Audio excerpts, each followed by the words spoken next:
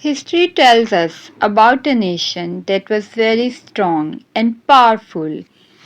They were very tall, broad chested, and had huge bodies. It is said that their lifespans were 8 to 900 years. They could pull out trees with their hands. They used to carve stones and huge rocks with their hands and build palaces and forts. They were so proud that they believed no one could defeat them. They did not get sick, nor did they grow old easily.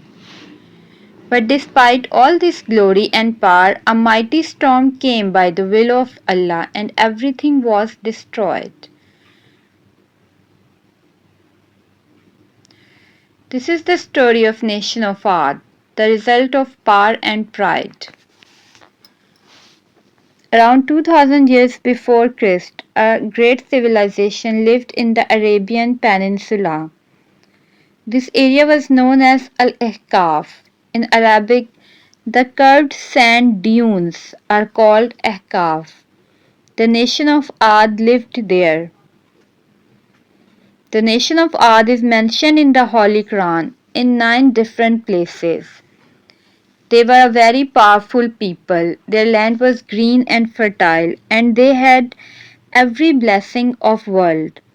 They were also expert in construction. They carved rocks and built very beautiful palaces. They used to raise their buildings on strong pillars. Their city was called Iram.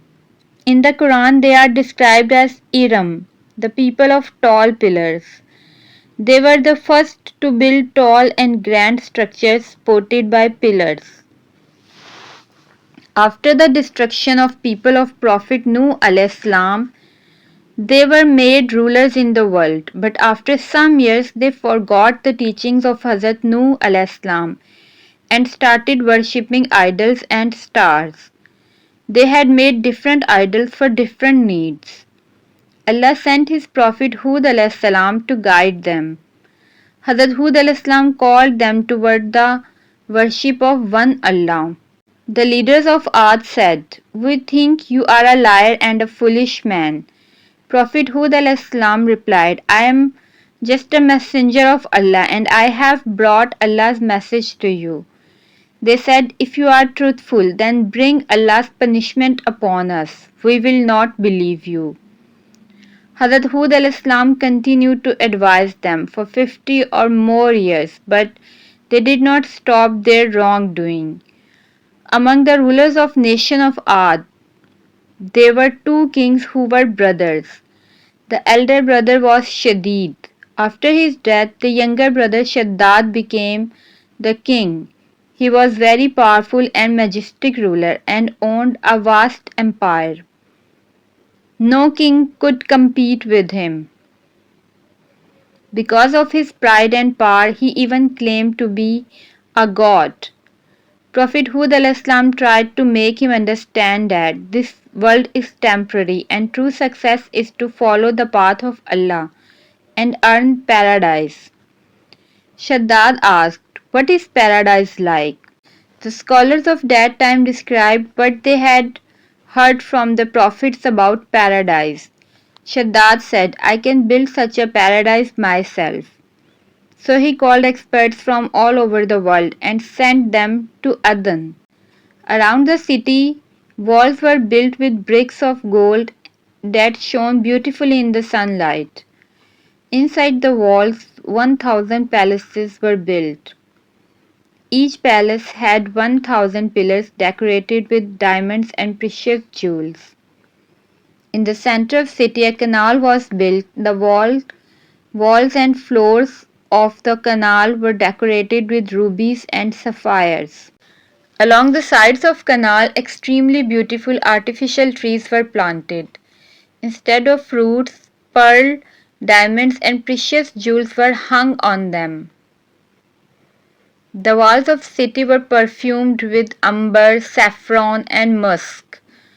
Silk carpets were spread throughout the entire city.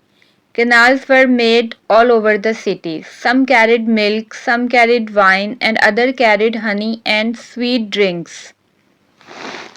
After 12 years, the city was completed. Shaddad said to his chiefs and ministers, "Now we will live in this paradise." With great pride, he set out toward his paradise with his army.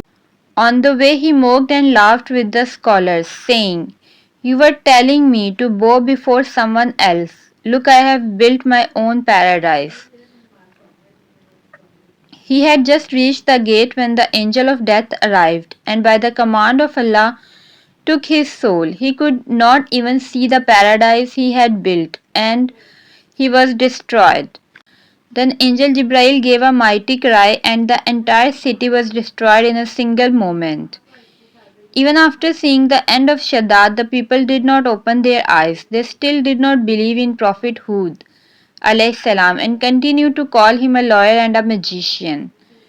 Finally, the time came when Prophet Hud alayhi salam prayed against his people and said, "O Allah, my people have called me a liar." Then Allah's punishment began. For many days no rain fell, and the people suffered from severe drought. All their cattle died, the canals dried up, they ate all their grain and food supplies. They even ate the leaves of trees. Prophet Hud al-Islam kept advising them, saying, "Repent and Allah will send rain." But they refused to listen. At that time, it was a common practice that when nations faced difficulty, they would go to the Kaaba and pray, and their problem would be removed. 70 men from the nation of Aad went to Kaaba and stayed there for 1 month, praying for rain. At last, 3 clouds appeared in the sky, one white, one black, and one red. A voice called from the sky, "Choose which cloud you want." They chose the black cloud. They thought it would bring rain for them, but when the cloud reached the city, it brought a powerful storm with it, the storm of wind. The storm was so strong that it destroyed everything. It did not spare any living thing. Their houses, palaces, and gardens were all destroyed. When the storm stopped, dead bodies were laying everywhere. Then blackbirds appeared from the sky and carried their bodies away, throwing them into the sea.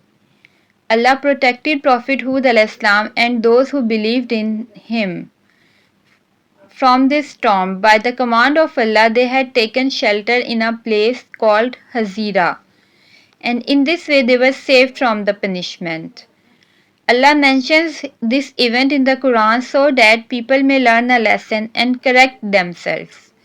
We hope you like this effort of ours. Please tell us in the comments. May Allah protect you.